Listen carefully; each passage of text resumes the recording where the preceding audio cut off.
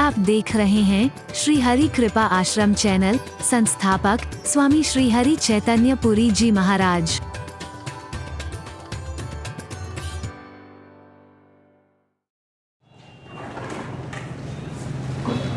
हरि बोल, हरि बोल, हरि बोल, हरि बोल, हरि बोल, हरि बोल, हरि बोल।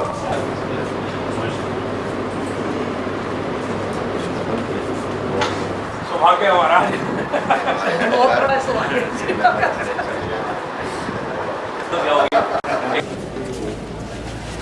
मैं करता हूँ मैडम, अभी करता हूँ।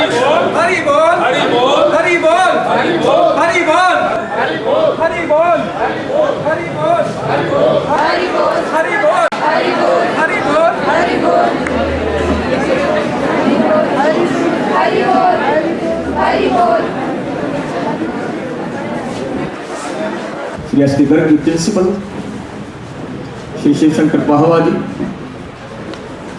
सेवा संघ के महासचिव, इस कॉलेज के भी कार्यकारी सदस्य श्री हंसराज जी, श्री नवीन मल्होत्रा जी, अशोक भारती जी, मिसेस सुभाष मित्तल, स्कूल के सेवा संघ के सभी पदाधिकारी, कि हमारे मध्य आज विश्व की एक ऐसी महान शख्सियत तशरीफ फरमा है, विराजमान है, जिनके दर्शनों के लाभ से हमारा जीवन सफल होने वाला है। करोड़ों लोगों की आराध्य देव, विश्व विख्यात संत, उच्च शिक्षा प्राप्त और विश्व शांति के लिए हजारों मील पैदल यात्रा कर चुके, अनेक प्रमुख भाषाओं के ज्ञाता, देश भर में मेरे हरि और कामा के कन्हैया के नाम से विख्यात श्री श्री 1008 स्वामी श्री हरि चैतन्य, आज मैं कहूँगा कि कैथल शहर में 3 दिनों के लिए जो हुआ है वो हम सबका सौभाग्य है। 3 दिन तक जो इनके प्रवचनों की अमृत वर्षा हम पर बरसेगी, उससे न केवल हमें एक नई दिशा मिलेगी, बल्कि बच्चों को, युवाओं को, जिनके ये एक प्रेरक व्यक्तित्व के रूप में उभर कर सामने आए हैं पूरे विश्व के अंदर, उन्हें भी एक नया रास्ता मिलेगा। कामा के कन्हैया के नाम से सुविख्यात श्री हरि चैतन्य पुरी जी महाराज आज हमारे बीच में हैं। इस नाते मैं यही कहना चाहूंगा कि 3 दिन तक कन्हैया खुद हमारे शहर में है, और ये शहर 3 दिनों तक, जिसका 1 दिन कल बीत चुका, 3 दिनों तक ये शहर कन्हैया का शहर बन के रह जाएगा। और जब ये शहर कन्हैया का हो जाएगा तो सभी के दुख दर्द की दवा इस मंच पर होगी, इनके चरणों में होगी। अधर्मी पस्त होंगे, धर्म का बोलबाला होगा, और हम सबको एक नई दिशा मिलेगी, ऐसी दिशा मिलेगी जिसकी मंजिल होगी प्रेम, सद्भाव, मोहब्बत और आपसी भाईचारा, जो इनके संदेश में अक्सर हमें सुनने को मिलता है। श्रद्धा चैनल, संस्कार चैनल, आस्था चैनल के माध्यम से इनका जो एक युवाओं के प्रति प्रेरक संदेश होता है, उसे हम श्रवण करते ही हैं। लेकिन आज हमारा सौभाग्य, हम सब बच्चों का सौभाग्य है, जो बच्चे यहाँ बैठे हैं, उनके जो अध्यापकगण, अध्यापिकाएं यहाँ बैठी हैं, उनका भी मैं सौभाग्य मानूंगा कि आज जो शख्सियत जो दूरदर्शन के चैनलों के माध्यम से, सैटेलाइट चैनलों के माध्यम से हमें वहाँ अपने प्रवचनों से लाभान्वित करती रही है, आज स्वयं हमारे बीच में है। ये प्रयास है हमारे RKSD कॉलेज प्रबंधक समिति के अध्यक्ष श्री सुभाष मित्तल जी के, श्री शिवशंकर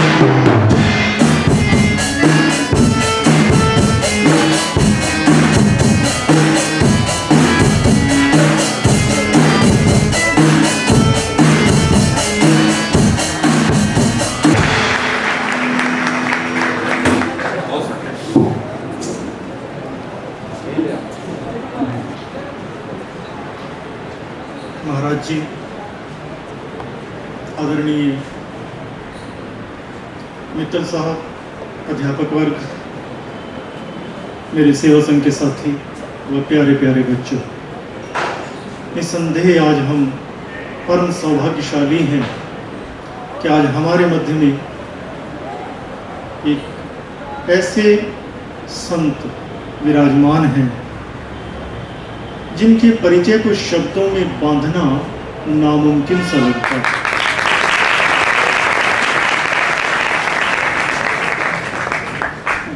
जून 1960 को इस धराधाम पर अवतरित हुए परम सौभाग्यशाली थे पिता श्री देसराज जी, माता श्रीमती निर्मल देवी जी, जिन्होंने अपने गृह में इस बालक को पाया, जन्म दिया। क्रीड़ा स्थली रही, जन्मस्थली रही कामबन, जो जिला भरतपुर राजस्थान में एक ऐतिहासिक नगर है। वहीं प्रारंभिक शिक्षा ग्रहण की। महाराज जी ने M.Com की डिग्री प्राप्त की, उच्च शिक्षा प्राप्त संत हैं। केवल 21 वर्ष की अल्पायु में इस विश्व को जानने हेतु, इस विश्व की सच्चाई को जानने हेतु पैदल ही निकल पड़ा।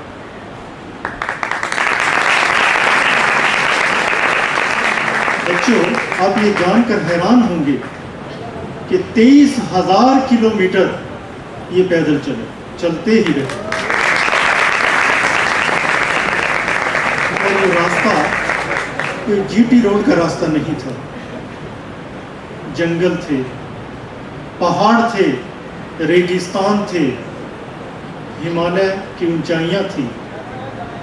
पूरे भारतवर्ष में इसी तरह से घूमे और उस सच्चाई को जाना और फिर जन कल्याण हेतु अपना संपूर्ण जीवन समर्पित कर दिया। ये वो महान शख्सियत है जो दिल को दिल से जोड़ता है, जो केवल कहता नहीं, मनसा वाचा कर्मणा, जिनका सुमेल इनके व्यक्तित्व में देखा जा सकता है, महसूस किया जा सकता है। ये प्रेम अवतार हैं। जिन प्रेम कियो तिन ही प्रभु पायो, इस पंक्ति को चरितार्थ कर रहे हैं। अपने जीवन में लगातार प्रेम बांट रहे हैं, हर व्यक्ति से प्रेम करते हैं, चाहे वो छोटा हो चाहे वो बड़ा हो। बड़े से मेरा अभिप्राय किसी ऊंचे पद पे विराजमान हो, छोटे से मेरा अभिप्राय आम आदमी जो इस दुनिया में जी रहा, हर एक के दुख दर्द को पहचानते हैं। केवल पहचानते ही नहीं, उसे दूर करने का भी बीड़ा उठाते हैं। समाज में फैली कुरीतियों का हमेशा विरोध करते, उसे सही मार्ग पर लाने का प्रयास करते। सामाजिक कुरीतियों से मेरा अभिप्राय, आज समाज में फैली ऐसी बातें जैसे दहेज प्रथा है। सबसे बड़ी बात जो आज जिसका बार बार ये उल्लेख करते हैं वो है भ्रूण हत्या। ये आज इस देश के सामने एक बहुत बड़ी समस्या के रूप में हमारे सामने उभरी और ऐसे संतजन हमें उपदेश देकर इस समाज को सही मार्ग पर लाने का एक कार्य कर रहे हैं। मैं पहले भी कहा कि वो शब्द नहीं इनके परिचय को बांध सकूं, लेकिन जो अल्प ज्ञान मुझे था वो मैंने आप सबके सामने रखा। मुझे उम्मीद है कि आज इनके प्रवचनों से ये प्यारे प्यारे बच्चे बहुत लाभ उठाएंगे और उसे अपने जीवन में उतारने का प्रयास करें। परिवार की ओर से, आरकेएसडी परिवार की ओर से नतमस्तक।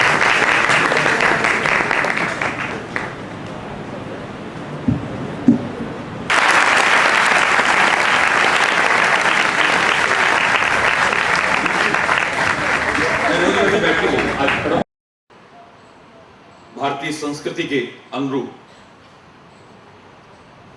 ओंकार ध्वनि का उच्चारण करते हुए मेरे साथ सभी लोग बोलेंगे। प्रारंभ करते हैं।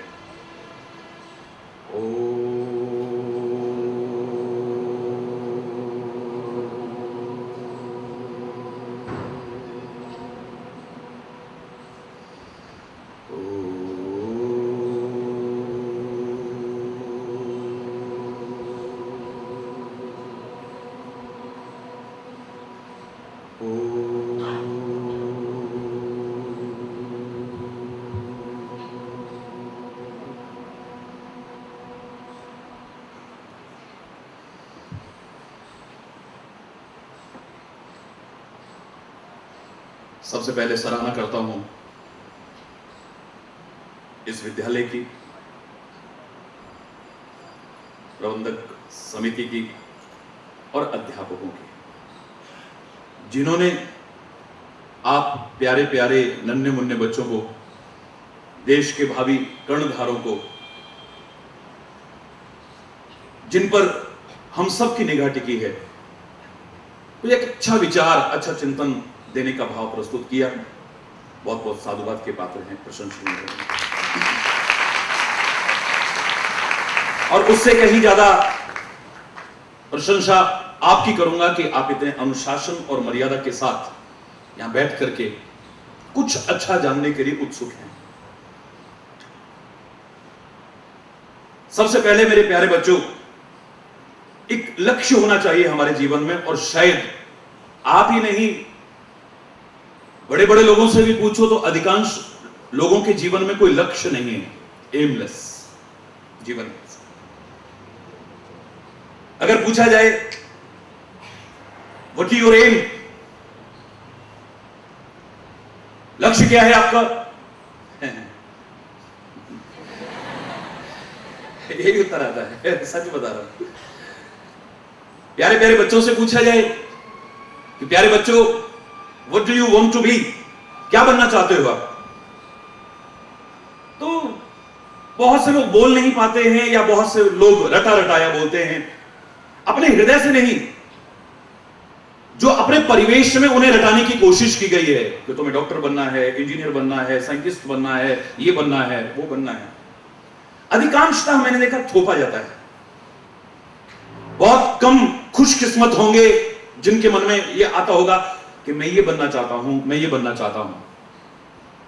मैं शुरू करूंगा बात, उससे पहले दो चार बच्चे बताइए, आप में से कुछ बनना चाहते हैं?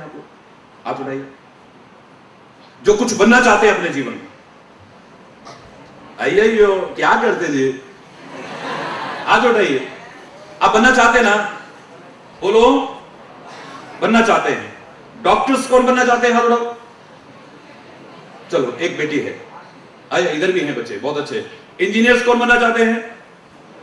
वाओ, अच्छा अच्छा अच्छा अच्छा। साइंटिस्ट कौन बनना चाहते हैं? चलो, कोई तो है, वेरी गुड। आप बनना चाहते हो,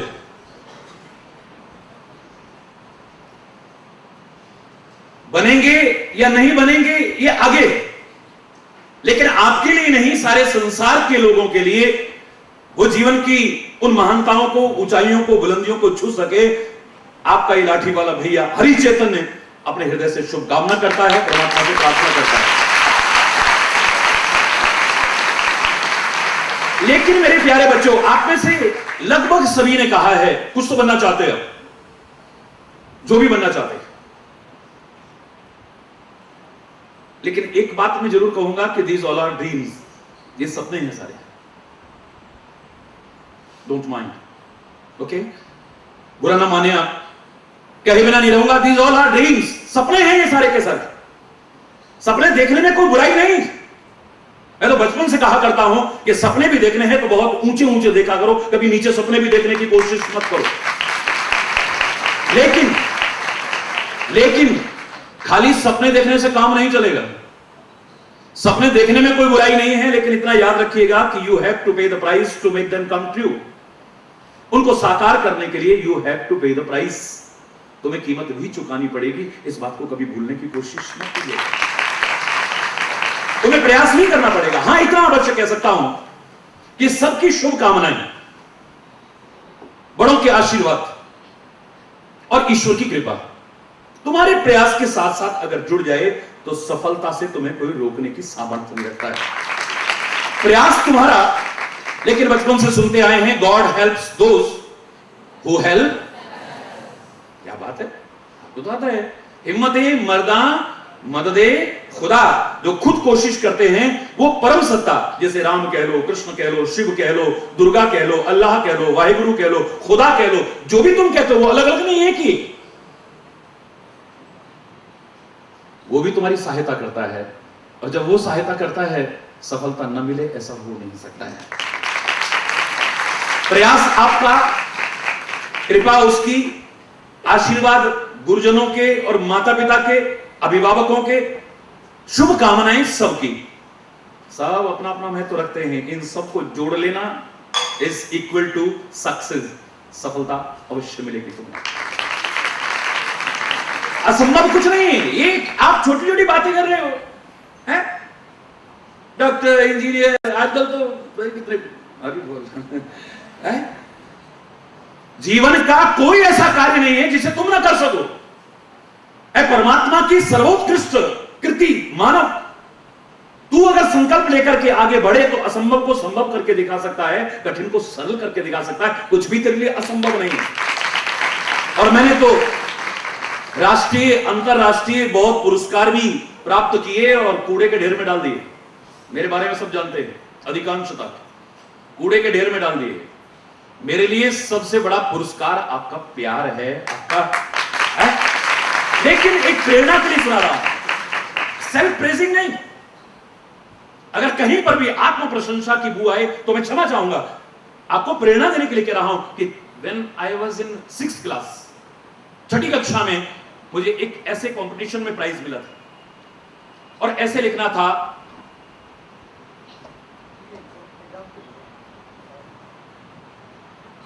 असंभव पर, इम्पॉसिबल पर।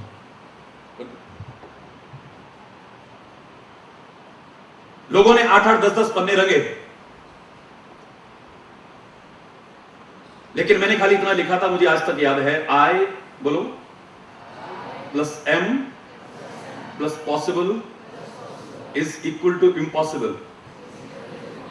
बस इतना लिखा था, मेरे को फर्स्ट प्राइज मिला था।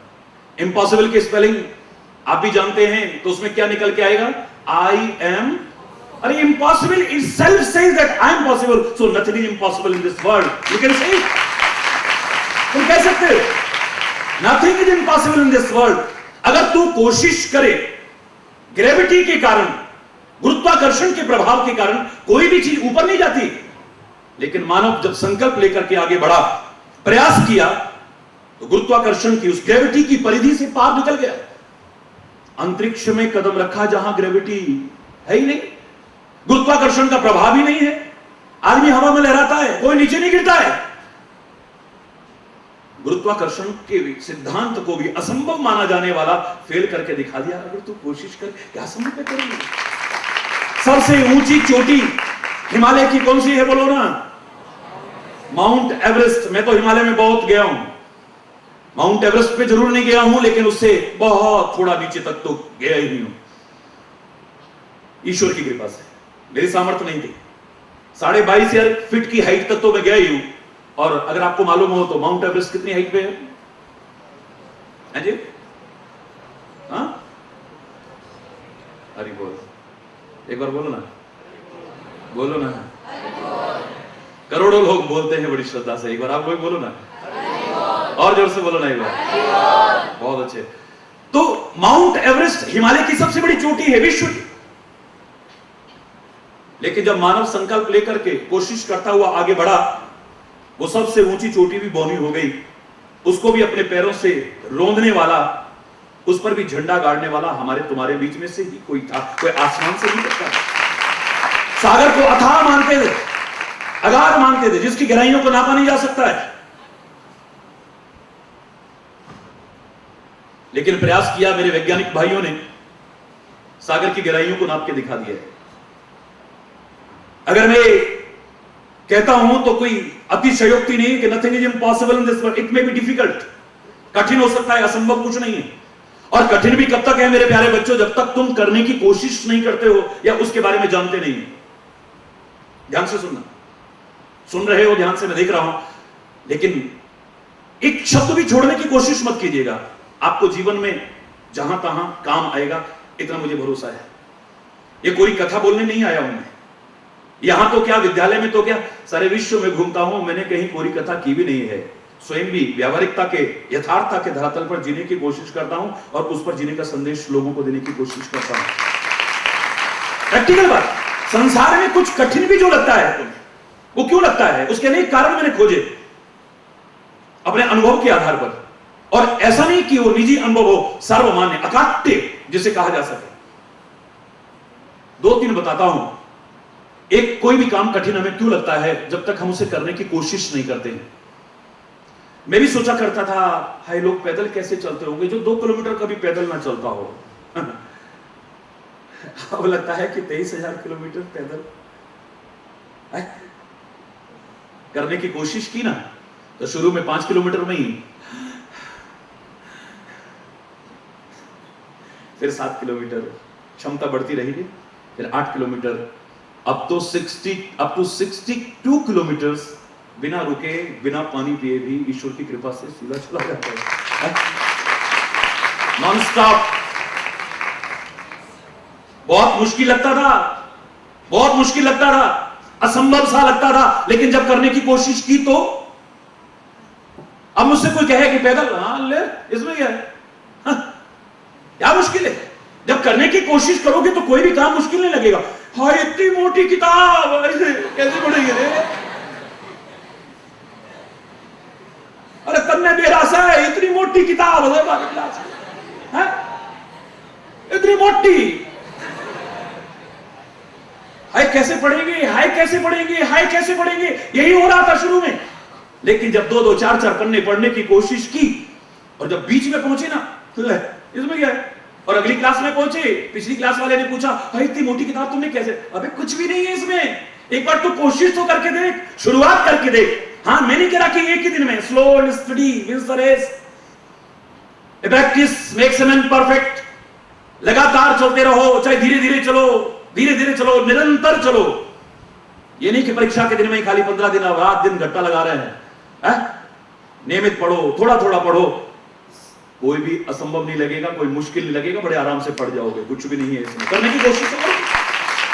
हिमालय की यात्रा जब मैंने की, और हिमालय की यात्रा के दौरान जब मैं गढ़वाल में गया, उत्तराखंड में है गढ़वाल, नाम सुना होगा आपने, बद्रीनाथ, केदारनाथ, यमुनोत्री, गंगोत्री इत्यादि भारतीय संस्कृति के प्रमुख तीर्थ है वहां पे, हेमकुंड साहब, ये सारे तीर्थ है वहां।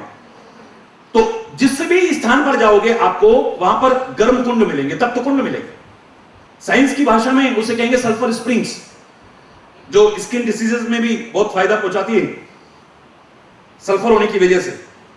लेकिन धार्मिकता के आधार पर देखें, आध्यात्मिकता के आधार पर देखें, पौराणिकता के आधार पर देखें, संस्कृति के आधार पर देखें, तो बहुत महान स्थान रखते हैं।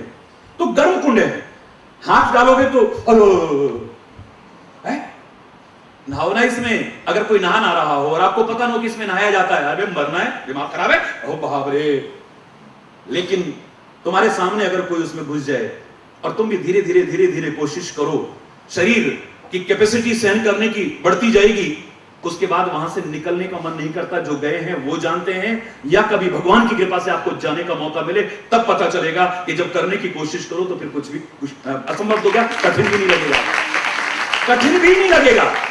एवरेस्ट पर कैसे चढ़ते होंगे, चढ़ने वाले चढ़े ना, जिन्होंने कुछ किया है संसार में, जिन्होंने कुछ पाया है, जिन्होंने कोई मुकाम हासिल किया है, वो आसमान से नहीं टपके हैं मेरे प्यारे बच्चों। एक वाक्य में कहा करता हूं, even a loftiest tower rises from ground, even a, बोलो याद रखना इसे, even a loftiest tower rises from ground. ऊंची से ऊंची मीनार भी इस जमीन से उठती है, कोई आसमान से नहीं टपकती है। जिन्होंने कुछ किया है, जिन्होंने कुछ पाया है, जिन्होंने कोई मुकाम हासिल किया है, वो भी आसमान से नहीं टपके थे। हमारी और तुम्हारी तरह किसी मां के गर्भ से पैदा होकर आए थे। जब वो कर सकते हैं तो तुम क्यों नहीं कर सकते? क्यों नहीं कर सकते हो? क्यों आती है तुम्हारे अंदर हीन भावना? या तो तुम ओवर कॉन्फिडेंट हो जाते हो, तब लूज करते हो। आपका नुकसान कब होता है? जब ओवर कॉन्फिडेंट हो जाते हो। एक परीक्षा में अच्छे अंक आ गए, हमारे लिए काम मुश्किल देगा, 98% मार्क्स आए, बस गए काम से, तुम गए। याद रखना, बहुत अच्छे भी आ जाए तो ओवर कॉन्फिडेंट मत होइएगा, और कम आए हैं तो हीन भावना मत लाइए। भगवान ना करे कभी आपको असफलता मिले। अगर किसी को मिली है, ना भाग्य को कोसना, ना ढोंगियों पाखंडियों के आगे जाकर के हाथ फैलाना कि मेरा भाग्य देख दे। भाग्य का निर्माता तू स्वयं है। अगर तू चाहे तो अपनी किस्मत को बदलना तो क्या संभाल सकता है? कोशिश तो करके देख।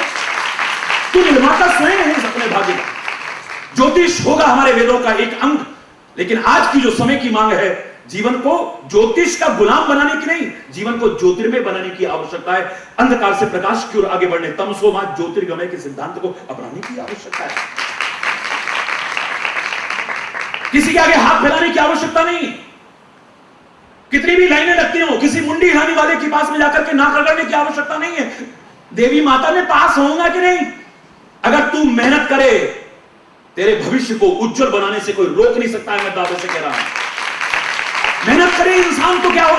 जब कभी कमी आए, असफलता आए, अपनी कमियों को खोजना, अपने प्रयासों की कमियों को खोजना। तुम्हारे एफर्ट्स में कहीं कमी रही है, उसको खोजो, उसे पूरा करने की कोशिश करो ना। है? एक क्षण भी व्यर्थ में मत गंवाना, कहीं जाकर के या व्यर्थ का चिंतन करके। हम क्या करते हैं, अगर पास्ट में हमारे साथ कुछ गलत हो गया, या हमसे कुछ गलत हो गया, या हम कुछ नहीं कर पाए, तो हम रोते रहते हैं। हाय हमारा तो ऐसे निकल गया, हाय हमारा तो 1 साल बिगड़ गया, हाय हमारे तो इतने कम नंबर आए। हाय हाय करते करते जितना टाइम बर्बाद कर रहे हो, इतना कुछ और मेहनत करो ना। पिछली बार इतने आए हैं तो इस बार और अच्छे ला करके दिखाओ। कौन सा संभव है? कितना टाइम बर्बाद करते हो? एक महिला, आपके घर की माताएं, बहनें, बेटियां अगर दूध उबल रहा हो और दूर से चिल्लाएं, हाय हाय दूध उबल गया, हाय हाय दूध उबल गया, उसे समझदार कहोगे या मूर्ख कहोगे? बोलो, मूर्ख कहोगे। चाहे तुम्हारी मां है, चाहे बहन है, या बेटी है, दादी है, अम्मा है, कोई भी क्यों ना हो, मूर्ख कहलाएगी वो। हाय दूध उबल गया, हाय दूध उबल गया, ये मूर्ख लोग करते हैं। समझदार क्या करता है? जो उबल गया सो उबल गया, जो बचा है उतार लो, वरना वो भी उबल जाएगा। Don't cry on split milk, don't cry on split milk. जो गिर चुका है उस पर मत चिल्लाओ, जो बचा है उसे संभाल लो, आनंद आ जाएगा। जिसे मैं सरल शब्दों में कहा करता हूं, learn from past, think for future but live in present. भूतकाल से प्रेरणा लो, भविष्य के लिए योजनाएं चाहे बनाओ, लेकिन वर्तमान में जीना सीख लो। वर्तमान को अगर तुमने अपना अच्छा बनाया है, प्रेजेंट को संवारा है, आपका भूत और भविष्य दोनों अपने आप समझ जाएंगे। उसके लिए अलग से प्रयास करने की आवश्यकता नहीं। ये कोई कथा नहीं है, प्रैक्टिकल। What is past? क्या है भूतकाल? वर्तमान के गर्भ से जो निकला है वही तो है भूतकाल। ये वर्तमान ही तो बनता है ना भूतकाल। बोलो, कोई संदेह? Any doubt? वर्तमान के गर्भ से ही तो निकलता है ना भूतकाल। और भविष्य ने भी क्या बनना है? वर्तमान। भविष्य का अगला क्षण, एक क्षण बाद क्या बन जाएगा? वर्तमान। भविष्य में भी वर्तमान बनना है, वर्तमान में भूतकाल बनना है। वाह, बीच की कड़ी क्या है? वर्तमान। अगर मैं वर्तमान को संवारता चला जाऊं, संवारता चला जाऊं, संवारता चला जाऊं, भूत और भविष्य तो अपने आप संवर जाएगा। उसके लिए अलग से कोशिश करने की आवश्यकता नहीं। जिसे हमारे संतों ने, कवियों ने, महापुरुषों ने सरल शब्दों में कहा था, बीती ताही विसार दे, अब आगे की सुगले। बीती ताही विसार दे, अब आगे की सुन ले। आगे तुझे क्या करना है अब उस पर सोच। जो हो गया है हो गया है, लीव इट। हरि बोल, बहुत मजा आएगा। शायद जो तुम हीन भावना अपने अंदर ले आए हो, हम तो कुछ कर ही नहीं सकते। ज्यादातर बच्चों में मैंने देखा है अपने भविष्य के प्रति बहुत आशंकित। पता नहीं हमारा फ्यूचर क्या होगा, हमारा कैरियर का पता नहीं क्या होगा, पता नहीं हम कुछ बन पाएंगे कि नहीं। आज के माहौल को देख करके, आज के भ्रष्टाचार को देख करके, आज की बेरोजगारी को देख करके ज्यादातर बच्चों के मन में आ जाता है। ये सच है। पता नहीं हम कुछ बन पाएंगे कि नहीं, पता नहीं अपने माँ बाप के सपनों को साकार कर पाएंगे कि नहीं, पता नहीं कुछ ऐसा कर पाएंगे कि नहीं। होता है या नहीं, बोलो? नहीं होता? होता है ना? सभी मान रहे हैं इस बात। क्योंकि मैं भी तुम्हारी तरह कभी ऐसे ही तुम्हारी तरफ बैठ करके सुना करता था और मुझे भी सामने कोई सुनाता था। मेरा जो अनुभव है मैं वही आपको बताने की कोशिश कर रहा हूं और मुझे पता है ये आपके अंदर भी। हाँ, मैं आशंकित नहीं था। चौथी कक्षा में एक और पुरस्कार मुझे मिला था और वो पुरस्कार कोई मेडल नहीं था या कोई और चीज नहीं थी, शाबाशी थी, खाली एक थप्पड़ था मेरी पीठ पर, शाबाशी था। उन दोनों गला अच्छा था तो प्रार्थना मैं पहले बोला करता था। यहां भी होती होगी प्रार्थना? तो नहीं होती। कॉलेजेस में, बड़े कॉलेजेस में तो नहीं होती है, स्कूल्स में तो होती है शायद। तो हमारी प्रार्थना हुआ करती थी, तुम ही हो माता पिता, तुम ही हो बंधु सखा, तुम ही हो।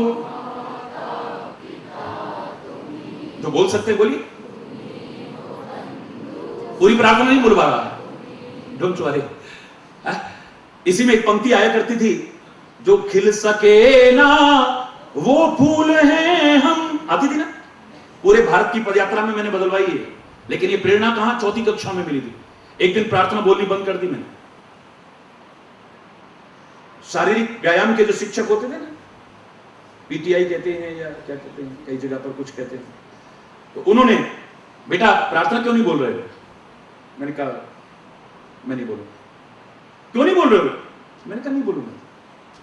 हमारे क्लास टीचर आए, उन्होंने कहा क्यों नहीं बोल रहे बेटा? मैंने कहा ना मैं प्रार्थना नहीं बोलूंगा। आखिर में हमारे प्रधानाचार्य आए और उन्होंने आकर के कहा, बेटा क्या बात है, प्रार्थना बीच में क्यों रोक दी, प्रार्थना क्यों नहीं बोल रहे हो? मैंने कहा ना नहीं बोलूंगा।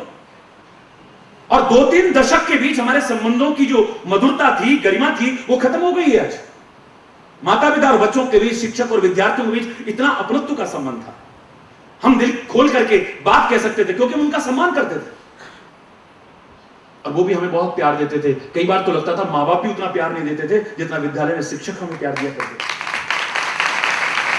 आज तक श्रद्धा से सिर झुक जाता है, चाहे वो अब चरण छूते होंगे मेरे, लेकिन मेरा उनके सामने आते ही अपने आप श्रद्धा से सिर झुक जाता है। इतनी मधुर संबंध। उन्होंने कोई थप्पड़ नहीं मारा, ये नहीं कहा कि ओए लड़के बोल क्यों नहीं रहा। अब लड़के तो सब काम लड़के करेंगे फिर। आज क्या है, बेटा नहीं, लाल नहीं, पुत्र नहीं, अब क्या है, ए लड़के, और फिर कहेंगे लड़के बहुत लड़ते हैं। अरे नाम ही लड़के रखा है तो सब काम लड़के ही करेंगे, और क्या करेंगे वो? हाँ जोक सच नहीं है। वो अपनत्व का रिश्ता उभर करके आता था, हृदय निकलता था, ऐसे लगता था कितनी मधुरता है, कितना वात्सल्य है, कितनी ममता है। क्यों नहीं बोलोगे? मैंने कहा अभी तो हम नन्हे मुन्ने बच्चे हैं, भविष्य के गर्त में छुपा है कि हम में से कोई क्या बन सकता है, कोई क्या बन सकता है। और अभी से हमारे अंदर निराशा और हताशा का भाव भरवा रहे हैं आप। जो खिल सके ना, अभी तो वक्त आएगा हम खिलेंगे, महकेंगे और इस वतन को नहीं सारे समाज को महकाएंगे। चौथी कक्षा से सकते हैं। मेरे प्रधानाचार्य आगे बढ़े, शाबाशी करके आंखों में आंसू भर के थप्पड़ मारा था, मुझे आज तक याद है, पीठ पर। बेटा पूत के पांव पालने में दिख रहे हैं, पता नहीं तू क्या बनेगा। मैं भी हृदय से शुभकामना करता हूं कि तू ऐसी खुशबू फैलाना सारे संसार में कि इस भारत का भी नाम रोशन हो सके। और आज उनका आशीर्वाद काम आ रहा है। अभी जब मैं यूनिवर्सल पीस कॉन्फ्रेंस में गया पूरे भारत की तरफ से, तो सबसे पहले मुझे अपने उन्हीं प्रधानाचार्य के वो शब्द याद आए थे जिन्होंने कहा था कि इस खुशबू को सारे संसार तक फैलाने की कोशिश। सच मानिए, मैंने जब ऐसा कहा तो उन्होंने ये कहा कि बेटा अब तुम ही बताओ, जब इतनी बड़ी बात कह रहे हो इतनी छोटी अवस्था में, तो तुम बताओ कि तुम क्या बोलना चाहते हो। तब मैंने संशोधन किया था चौथी कक्षा में कि अगर मुझसे बुलवाना चाहते हो प्रार्थना, तो चाहे मुझे कोई भी दंड देना, ये तो नहीं बोलूंगा, क्षमा चाहते हो कह रहा हूं, मुझसे बुलवाना चाहो तो ये बुलवा सकते हो कि जो कल खिलेंगे वो फूल है। जो कल खिलेंगे वो फूल है। हम, हमारे अंदर एक हताशा नहीं है, हमारे अंदर भविष्य के प्रति निराशा नहीं है, हम आशंकित नहीं अपने भविष्य के प्रति, जो प्रयास करते हैं और वो भी अभिमान करके नहीं, उसका नाम लेकर के, सबके आशीर्वाद और शुभकामना लेकर के वो किसी भी क्षेत्र में आगे बढ़े, सफलता उनके कदम एक दिन जरूर चूमती है। क्यों हमारे मन में बचपन से भाव भरा जाता है प्यारे बच्चों, क्यों भरा जाता है? हम होंगे कामयाब। क्यों भरा जाता है? ये आपके यहां बुलवाया जाता कभी? कभी बोला आपने? मुझे क्या पता, बोल के दिखाओगे तो पता चलेगा। हम होंगे कामयाब, एक स्वर आना चाहिए, और वो भी हाथ उठा करके। अगर तुम्हारे अंदर इतनी ताकत है, अगर बिल्कुल वो हो चुके हो, तो मैं तुमसे नहीं कहूंगा। हाँ, जिसको तुम वृद्धावस्था कहते हो, उसमें होकर के महाराज जी इतने जोश से बोले, और मेरे भविष्य, मेरे देश का भविष्य, मेरे समाज का भविष्य, नन्हे मुन्ने अगर सचमुच आप सबके आशीर्वाद से, ईश्वर की कृपा से और अपने प्रयास से कहीं बढ़ना चाहते हैं, पूरे जोश के साथ बोलिएगा। शुरू। हम होंगे कामयाब। हाथ ऊपर, सारे हाथ ऊपर होने चाहिए। और मेरे शायद तो अब बच्चों को सिखाना है तो हम लोग पहले करें, मैं कर रहा हूं ना, पहले हमारे शिक्षक करें, और जो यहां पर बैठे हैं सम्मानीय गण, यहां के लोग सब करिए ना, नो प्रॉब्लम। आप भी किसी क्षेत्र में आगे बढ़ना चाहते हैं, कौन नहीं बढ़ना चाहता है? यहीं पर कहीं पढ़े नहीं लेना चाहते हैं आप, किसी भी क्षेत्र में हर कोई बढ़ना चाहता है। आप बढ़ो, दिल में भरोसा रख करके। हम होंगे कामयाब, हम होंगे कामयाब, हम होंगे। पूरा है विश्वास, उनमें है विश्वास, हम होंगे कामयाब एक दिन। हम होंगे कामयाब, हम होंगे कामयाब, हम होंगे कामयाब एक दिन। पूरा है विश्वास, मन में है विश्वास, हम होंगे कामयाब एक दिन। होगी शांति चारों ओर, होगी शांति चारों ओर, होगी शांति चारों ओर एक दिन। पूरा है विश्वास, मन में है विश्वास, होगी शांति चारों ओर एक दिन। We shall overcome, we shall overcome, wow, we shall overcome someday. The day will come.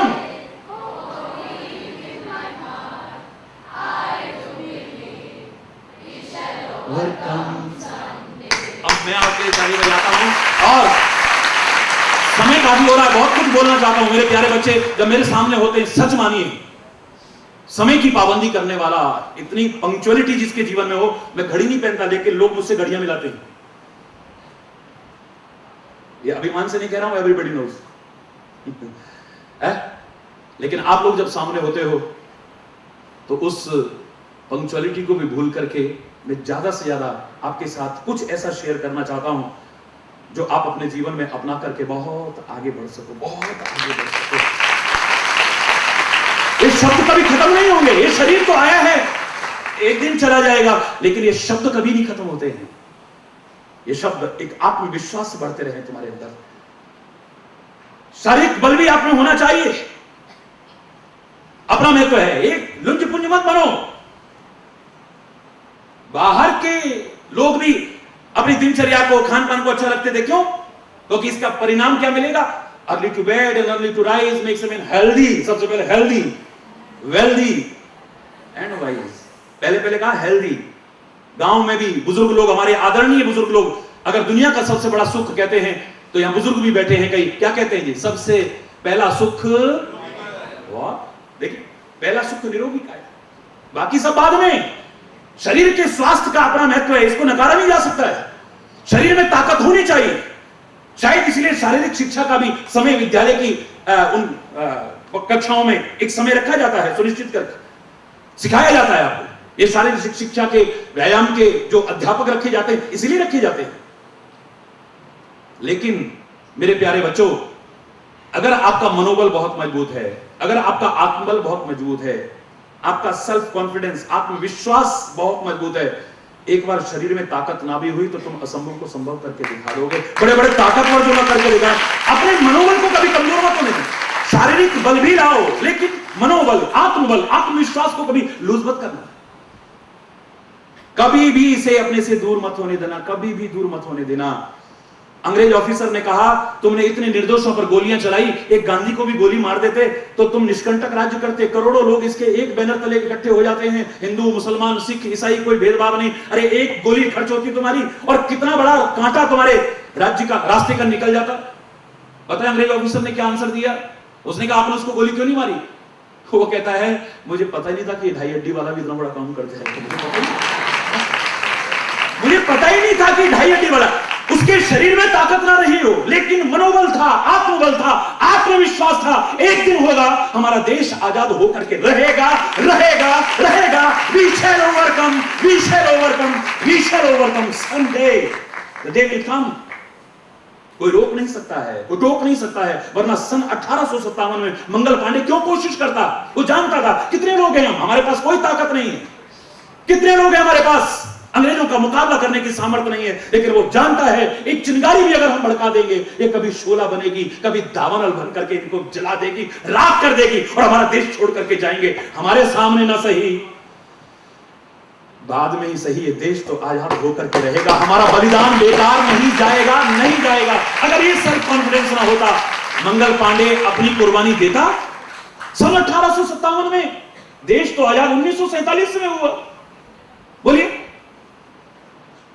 Maharana Pratap के पास कुछ नहीं बचा है मेरे प्यारे बच्चों, कुछ नहीं।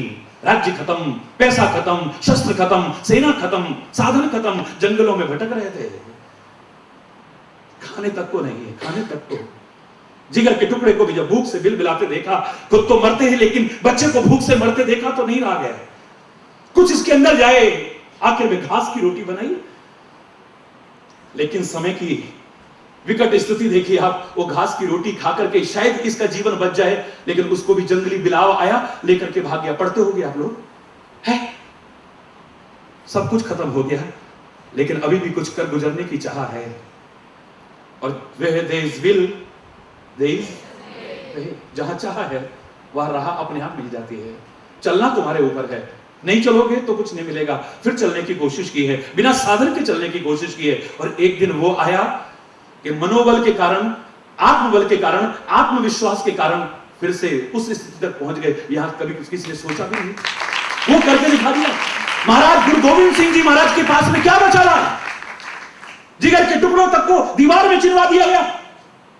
सारी सेना खत्म हो गई है, सारे शस्त्र खत्म हो गए, पैसा खत्म, सब कुछ खत्म। जंगलों में भटक रहे थे, जंगलों में जगह जगह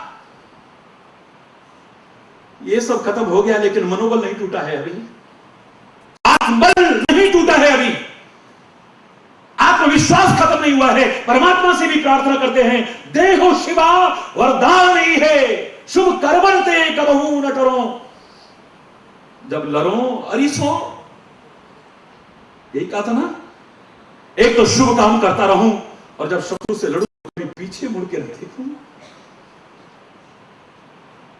कबहू न छाड़े खेत सूरा सोई। जब युद्ध भूमि में आ जाए तो पीठ न दिखाए वीर। 1.25 लाख ते एक लड़ाऊं, चिड़ियन ते में बाज लड़ाऊं, तब गुरु गोविंद सिंह नाम धरा, तब मेरा नाम गुरु गोविंद। कितना मनोबल है, कितना आत्मविश्वास है। वाह वाह, क्या इसको पढ़ करके सुन करके तुम्हारे अंदर जोश नहीं आता? कितने गिने चुने सैनिक इतिहास साक्षी है, और कितने मुगल सब को भगा के दिखा दिया। जब वो सब इतिहास क्यों प्रेरणा ले सको, पास्ट चाहे अपना पास्ट हो या हमारा समाज का पास्ट हो, उससे सीखो। और यही सिखाएगा अपने मनोबल को, अपने आत्मबल को, आत्मविश्वास को कभी खत्म मत होने देना। प्रभु के प्रति विश्वास, गुरु वचनों पर विश्वास, बड़ों का सम्मान, ये आपको सहायता प्रदान करेगा और आप जीवन में आगे बढ़ते जाओगे। अपना मनोबल बनाए रखना, आत्मबल बनाए रखना, सेल्फ कॉन्फिडेंस को कभी लूज मत होने देना। वाणी को विराम देना पड़ेगा, कार्यक्रम आगे भी मन नहीं भर रहा है, बहुत कुछ बोलने को मन कर रहा है, और सच बताना, झूठ नहीं बोलना। क्या आपका मन भर गया? सारा विश्व देखेगा इस कार्यक्रम को टेलीविजन के माध्यम से। सच बताइए, क्या आपका मन कुछ और सुनने को नहीं हो रहा? बोलो, जिनका कर रहा है हाथ उठाओ। मेरे देश का भविष्य उज्जवल होगा, कोई रोक नहीं सकता है।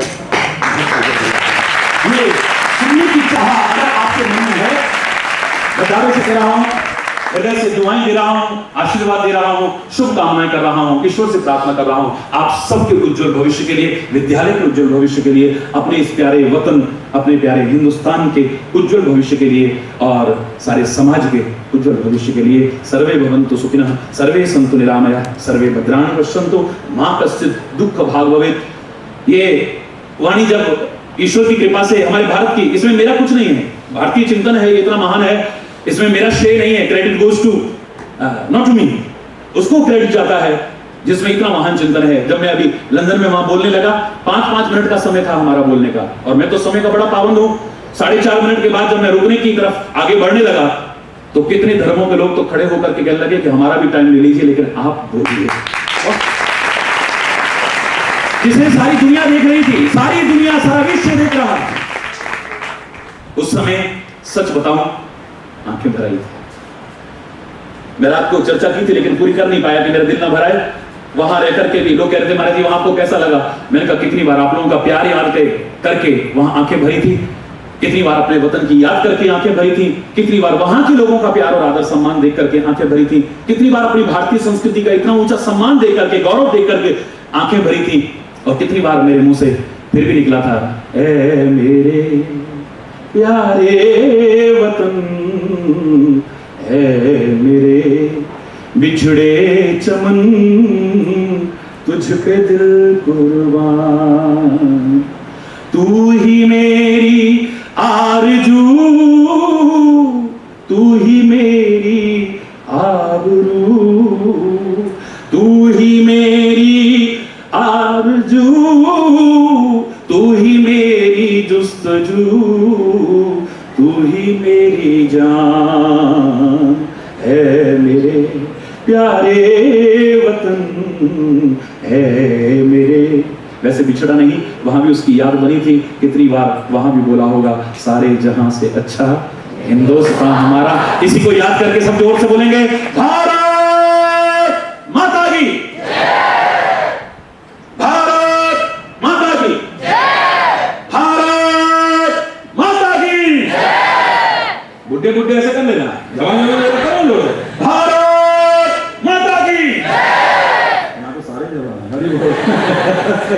बहुत अच्छा, ऐसे ही हंसता खेलता मेरा प्यारा भारत, मेरा प्यारा समाज दिखाई देता रहे, इन शुभकामनाओं के साथ। अगर कोई गलत शब्द निकला हो तो उसके क्षमा चाहता हुआ अपनी वाणी को विराम दूंगा, समय अभाव के कारण। धन्यवाद।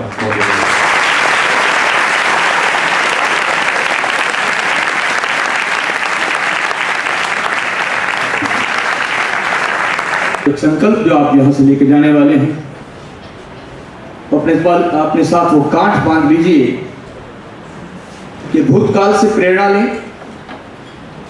भविष्य की योजनाएं बनाएं और वर्तमान का उत्तम से उत्तम प्रयोग करें।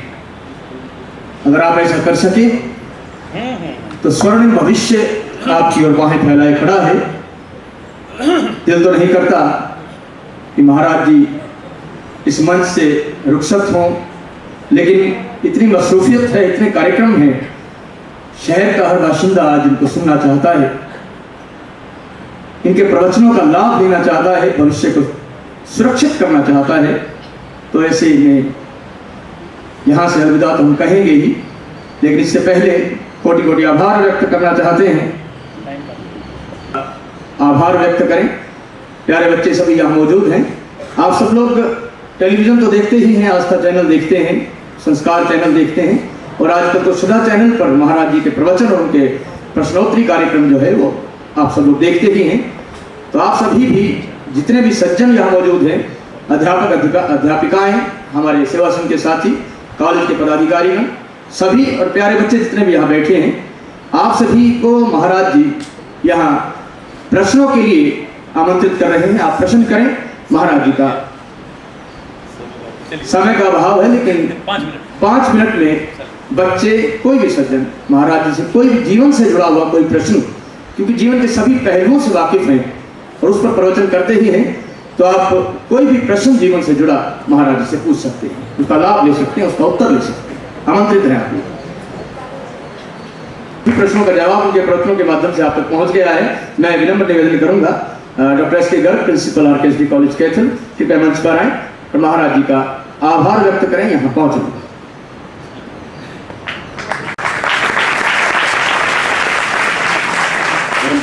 महाराज जी और सभागार में उपस्थित सभी महानुभाव और हमारे आरकेएसडी पब्लिक स्कूल के प्यारे छात्र, वास्तव में बड़ा ही सौभाग्यशाली हमारा ये कॉलेज है, हमारी संस्था, जिसमें आज महाराज जी के चरण पड़े और बड़े ही प्रेरणादायक शब्द जो है हमें यहाँ महाराज जी के मुखारबिंद से सुनने को मिले। मैं धन्यवाद करना चाहता हूँ, आभार व्यक्त करना चाहता हूँ महाराज जी का कि उन्होंने समय निकाल करके यहाँ हमें अपने प्रवचन से लाभान्वित किया है, हमें वो शिक्षा और वो प्रेरणा दी है। वास्तव में जो प्रेरणा आज के बच्चों को मिलनी बहुत जरूरी है।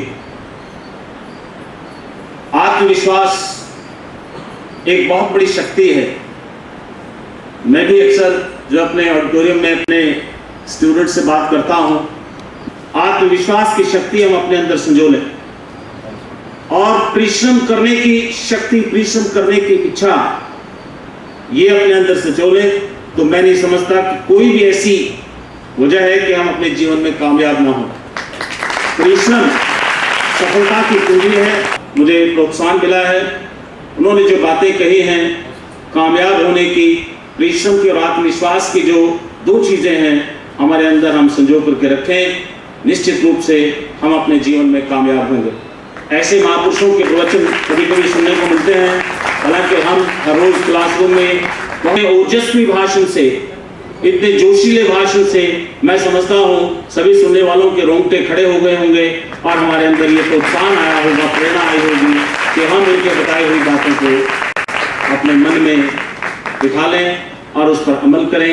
यही हमारा आज का लक्ष्य होगा और सार्थक होगा हमारा जीवन। मैं महाराज जी का पुनः उनके चरणों में अपना आभार, अपना धन्यवाद व्यक्त करते हुए अपना स्थान लेता हूँ। धन्यवाद। महाराज जी की उसी हिसाब से आप लोग ठीक 8 बजे सभी जो यहाँ सज्जन बैठे हैं सभी लोग 8 बजे गीता भवन परिसर में पहुंचे और इनके प्रवचनों का लाभ यहाँ लें। हरि बोल, हरि बोल, हरि बोल, हरि बोल, हरि बोल, हरि बोल।